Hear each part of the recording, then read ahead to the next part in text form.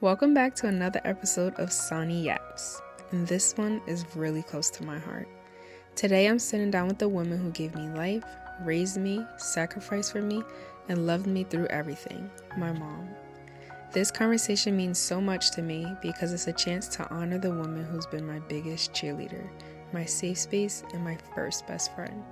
She had me at 20 while still in nursing school, raised me and my two sisters with strength and faith, and beat every odd that was stacked against her. From late nights studying while raising toddlers to eventually earning her master's and becoming a nurse practitioner. Her journey is nothing short of powerful. In this episode, we talk about motherhood, sacrifice, faith, and love, and the bond we've built over the years. It's emotional, honest, and full of the kind of moments that remind you just how strong moms really are. So whether you're a mother, a daughter, or just someone who loves a good story of resilience and heart, this one's for you. Let's get into it. Are you ready? Yep. Okay. First question. What were your first thoughts when you found out that you were pregnant with me?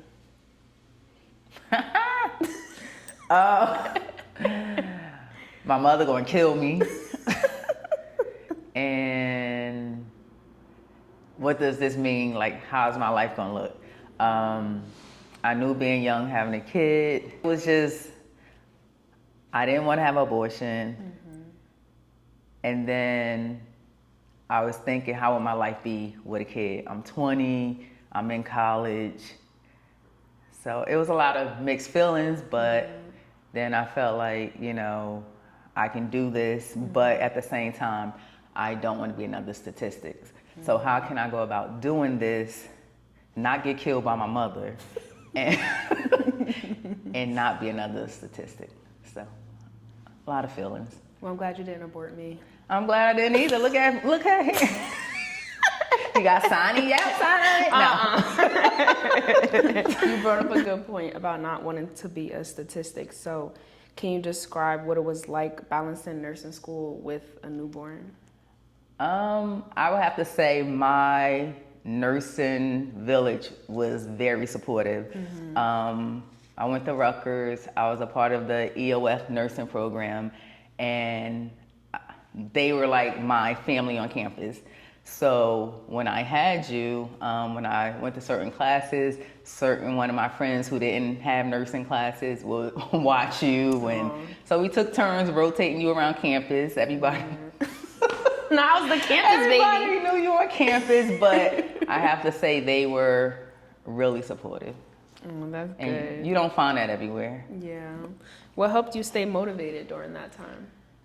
I wanted to prove that just because you have a kid at a young age doesn't mean that you can't succeed and you can't be successful. So it was hard, but... Yeah. So with that being said, what do you think was your biggest fear back then? And from that fear, what do you think gave you the strength to keep going besides that motivation of not being a statistic? I would say the fear of failure. Growing up in the inner city, you see so many young people have kids and you see that they don't go to school, they don't finish school, they're struggling to take care of that kid. I just felt like I did have one example of, okay, you can have a kid and you can still be successful, take care of your kid, still do what you want to do. And I would have to say, Shantae was my example. She had a kid young in high school. She didn't let it stop her. She took care of her kid. She had her family support. Mm-hmm. So by having that one person look up to, she did it, she's young, I can do it. Yeah. So.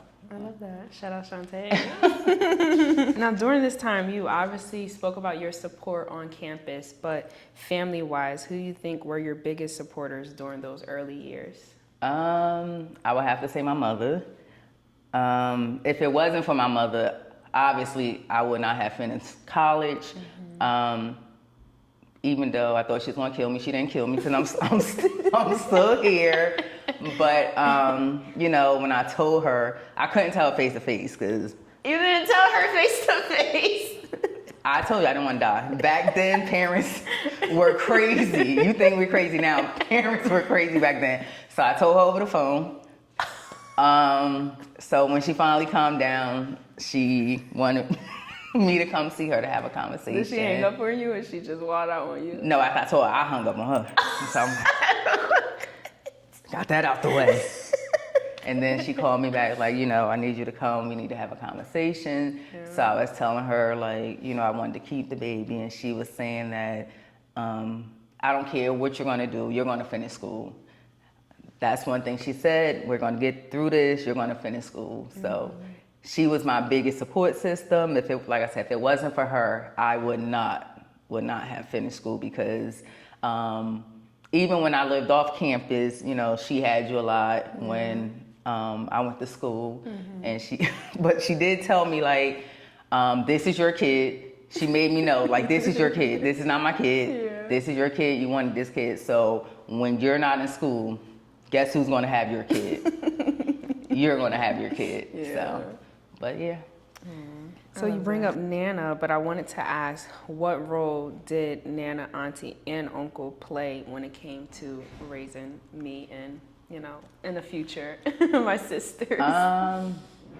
Well, my brother and sister, they would have them too. I mean, we lived in a building where like mostly all my family.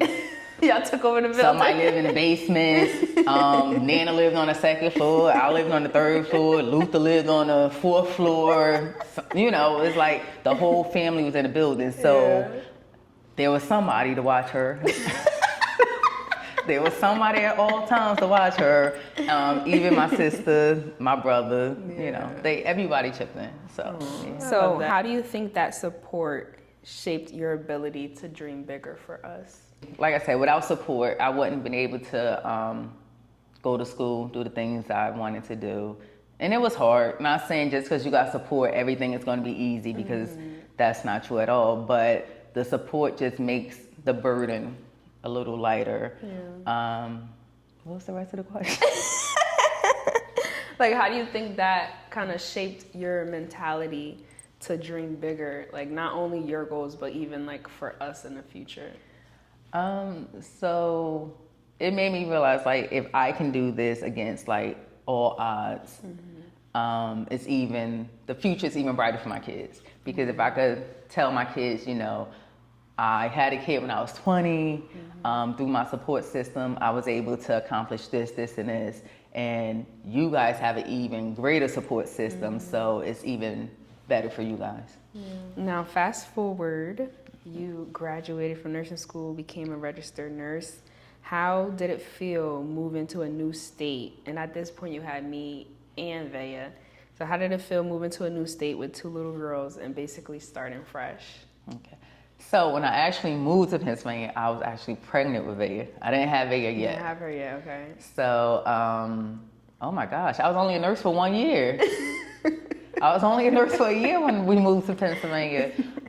Very scary. Yeah. Very scary. Moving away from my family. I knew I wouldn't have like that same family support. But I feel like sometimes when you want greater things for yourself, you have to step away. You have to try something different. Yeah. And it kind of worked out. Kind of. What prompted you to even like move to a new state? I feel like that's such a big decision in itself, but like what kind of made you just say like, okay, I'm actually gonna do this? So I was actually like looking for apartments in like more of the suburbia areas, but nothing was like falling through. Yeah. And then at that time, we were coming down to Bethlehem, getting counseling from Al and Carol. Yeah. And by coming, to see them, like the area and like their influence kind of made me like, okay, let me change my environment. Yeah. Let me try down here. This is a nice area. Yeah. So, but yeah. Okay. Yeah. Now, what do you think? Fast forward again. It's me, Nevaeh, and now Symphony. Oof, okay. And obviously you're still continuing to grow your career as a nurse. What do you think was the most challenging part about raising 3 girls while still working full-time? Because I feel like being a mom is a full-time job in itself, so. When I tell you, I didn't know whether I was coming or going, especially in my master's program. 3 girls. I had to go from working full-time to part-time because it was just insane. But it was hard. Like, I don't know. Like I said, I didn't know whether I was coming or going. Like, my car registration was expired for like 6 months, and I didn't know. I felt like you know, my kids, y'all supported me, rallied around me, because sometimes you basically had to step up to take care of them because there was a lot going on. Yeah. So I do thank you for that. Well, you brought this up as well. When did you decide to go back for your master's, and what kind of pushed you to do that? Because as you explained, it was already, you know, difficult working full time and being a mom of 3 girls. So what kind of prompted that? So when I finished nursing school, I told myself by the time I get 30, I would want to go back to get my master's. But you know, life be life, and that didn't happen. Yeah. So I got to the point where I was a bedside nurse, float nurse, and it got to the point like, I just want something different, like just something different. Like, I love bedside, but I just want a change. Yeah. So I'm like, I'm just going to apply. Whatever happens, happens. And I just like threw myself in there. Yeah. Scared as heck. Because when I'm like, what am I doing? Right. What were you thinking? Lord, what am I doing? This again? Right. I barely made it the first time. But I just wanted something different. Like, it got to be more. So. Okay. Well, with balancing everything when it comes to family, still working, and then being in school for your master's, I feel like a lot of people want to do it all, but it's hard for us to kind of balance that all. So how did you manage it all emotionally, spiritually, and practically? Like, what did your schedule look like? Honestly, I don't even know how I got to the other side. No, honestly, I just feel like it was all God, because I don't know how I got to the other side. Because when I tell you, it was stressful. It was times I cried. It was and I'm like, Lord, again, why am I doing this to myself? Like, why am I doing this? So honestly, I'm telling you, I don't know. Yeah, wow, that's huge. And what, from your remembrance, what did our schedule look like? Because I know, like, I was involved in school things. The girl, like you, and that's something I loved. You always made sure that, like, we had our own once outside of like home and school. So like, if we did want to do extracurriculars, like, you made it a point to get us there, and made it a point for us to still want to do those things. Like, I remember I was in piano lessons, Vea with her singing, and then I had after school with step and dance, and then I had regular dance classes. Cynthia had regular dance classes. Like, how was your schedule looking like? And you're working night shift. When I say chaotic, but my thing is, you know, when you bring kids into this world, my thing is, I always want to be supportive of what my kids want to do. So if I have to be on that football field sleeping in my chair with my cover, I am there. And I feel like, you know, I forgot I cheerleaded too. You know, when you was in cheerleading, I had my chair, I had my blanket, I was like this, but I was present for my kids. I was there. So my thing was, it was hard, but you know, you have to show up for your kids. Yeah. You have to show, and that was my biggest thing. Like, I want my kids, whatever they want to do, I want to be that supportive parent. And I feel like my kids understood, even though I wasn't awake there most of the time. The fact that I was there, my kids understood, and they appreciated that. That's true. That is very true. Yeah. Wow. And with, like, talking about raising us and the different things that we wanted to do, we also was in church a lot and doing a lot of things in the church. Why was it important to raise us in the church? When I was little, we was into church. I love going to church. I love the plays that we did when we was little. And I feel like when you grow up in like family dysfunction, like when you go to church, it just, you know, it takes all of that away. Yeah. That was a time where you saw all your cousins, you know, the community people. So church was like your second home. Yeah. So, you found comfort in the church. So growing up in the church, it was only right that I would want my kids to grow up in the church and my kids to have a relationship with God. And they always say, like, when you teach them, when you guys are young, even if, you didn't get the full thing, oh, I'm just in church, I'm sitting here. Yeah. Like, when you get older, the saying is true, it's going to come back, you're going to come back to what you know. Yeah. So that was instilled in me, and I, wanted to instill in my kids. Yeah, I feel like I'm a living testimony about that. Well, looking back, like going to church and how you said it's just a comfort and a safe place, how do you think your faith and your relationship with God kind of carry you through, going through a divorce and then ultimately parenting alone?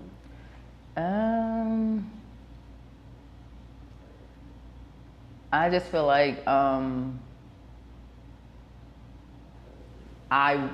in some of the decisions that I made, you try to keep God in those decisions,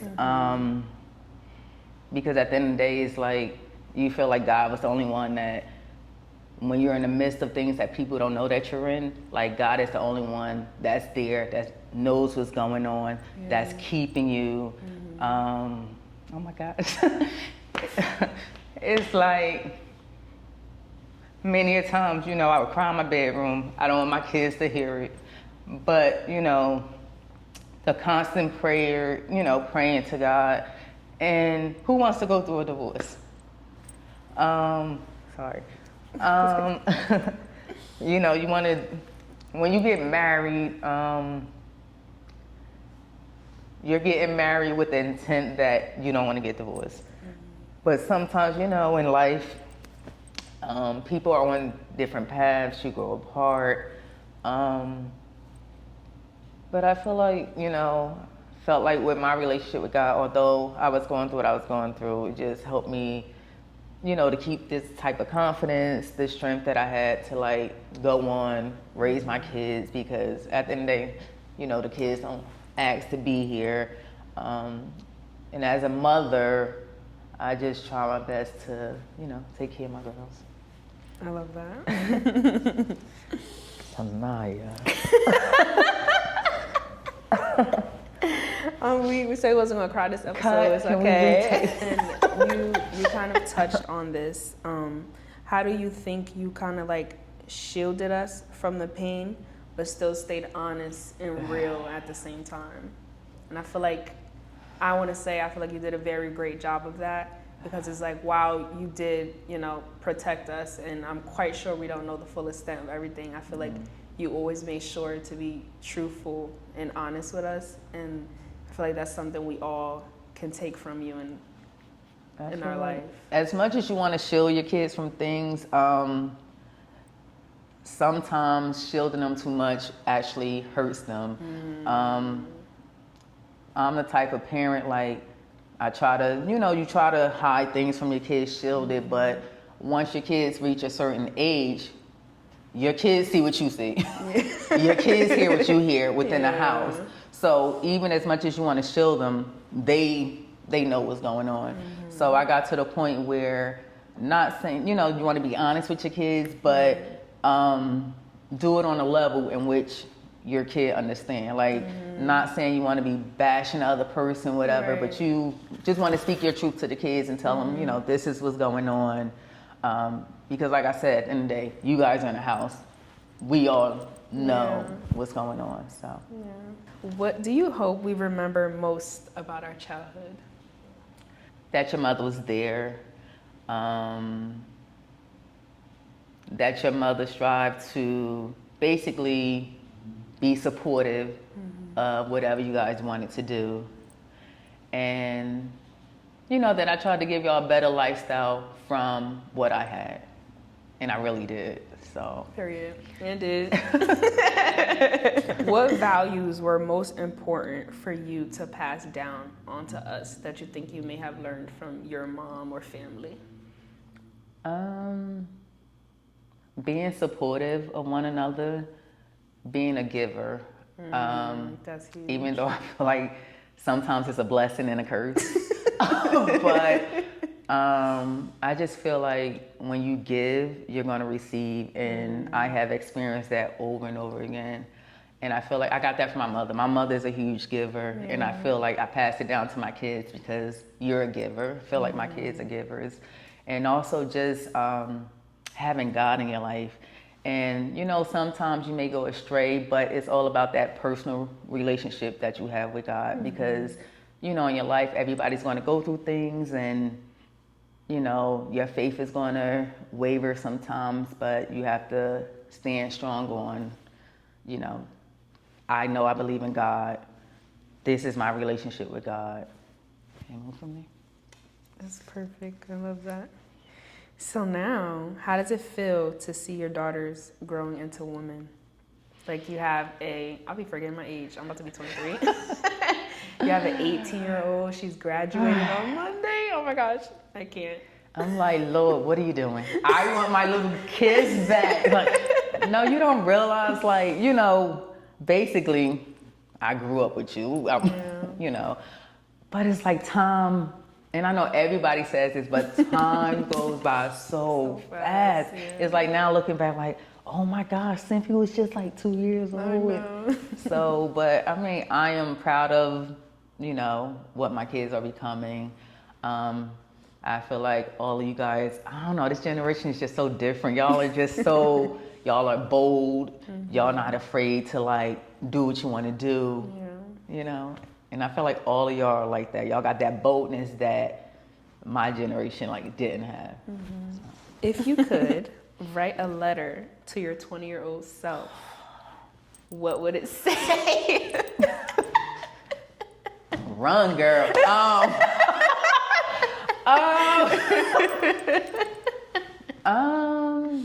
Probably.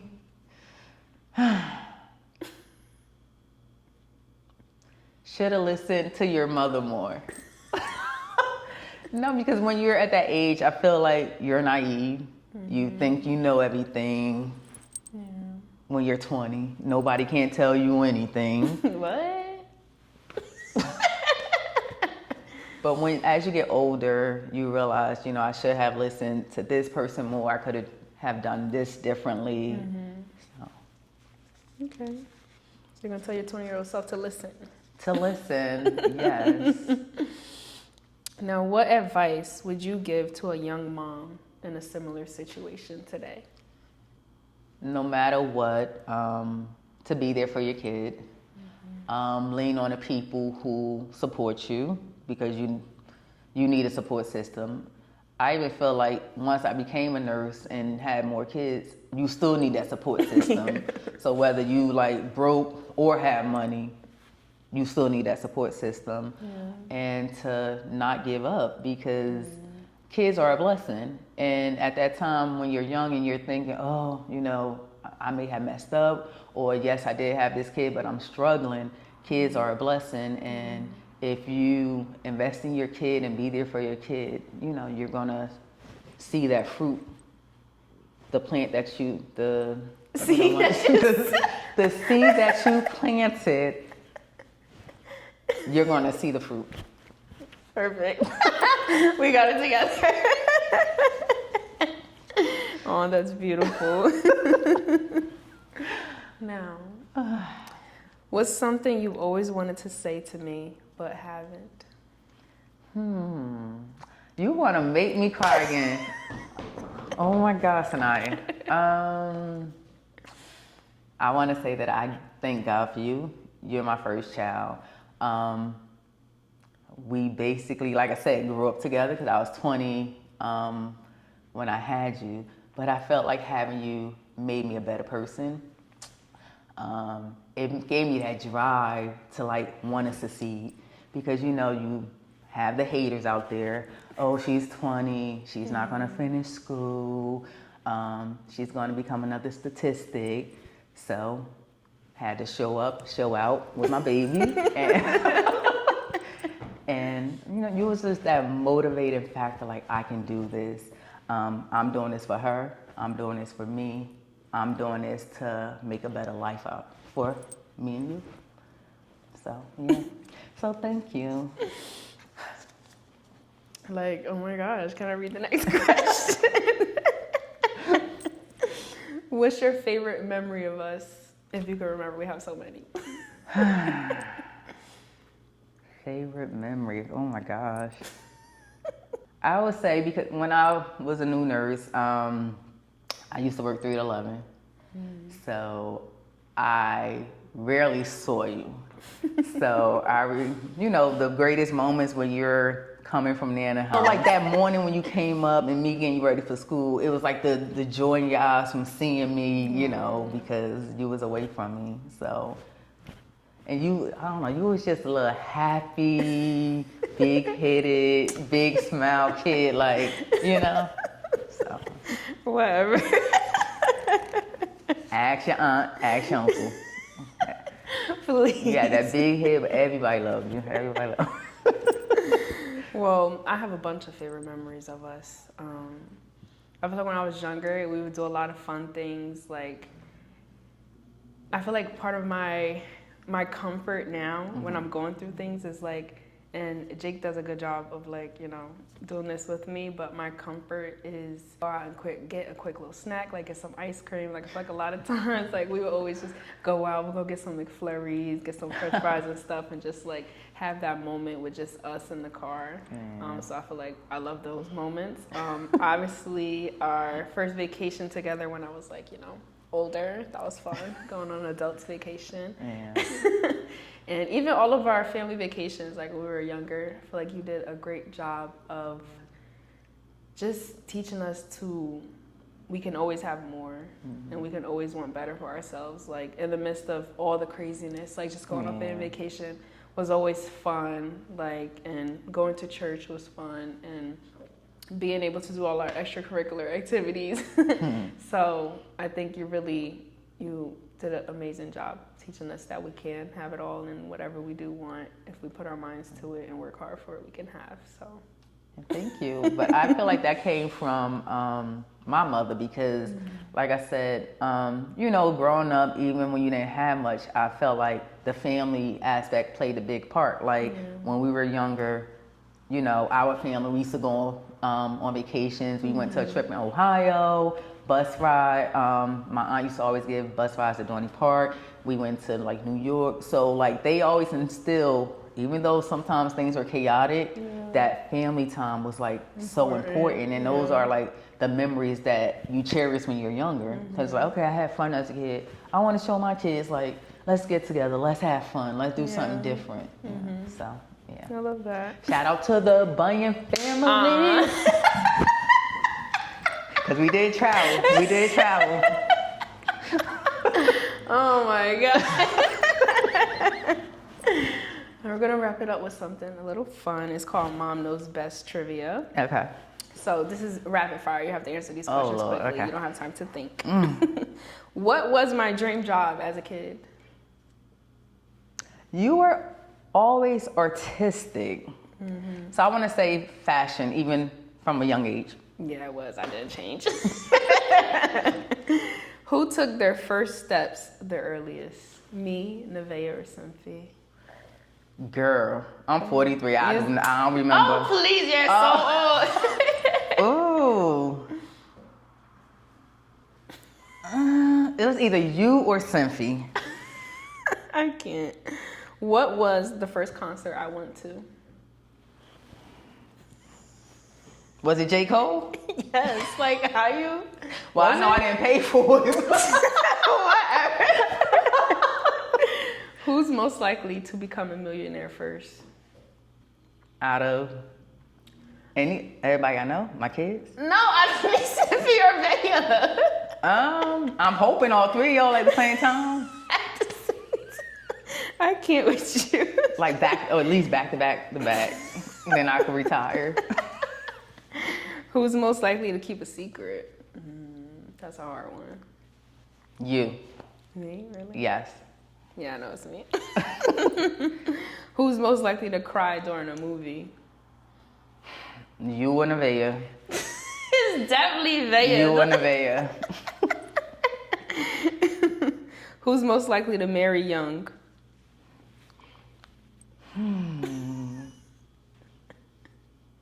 You. Most likely to ask for money. All three of y'all. And y'all do. All right, not too much. Who's most likely to talk back? Symphony. It's definitely Symphony. Who's most likely to call you just to talk? You. And you do. You be calling me just to talk. Okay. Sometimes. Oh, well, this was great.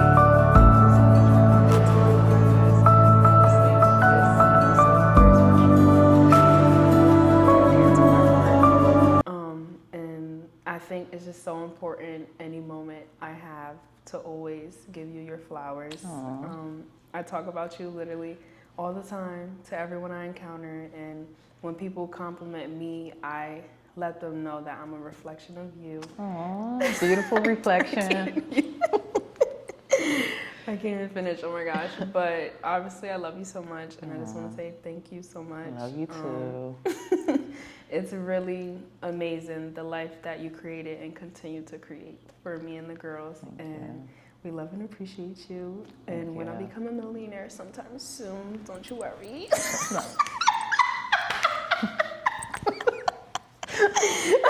Speak it into existence. Retire your mom. I can't.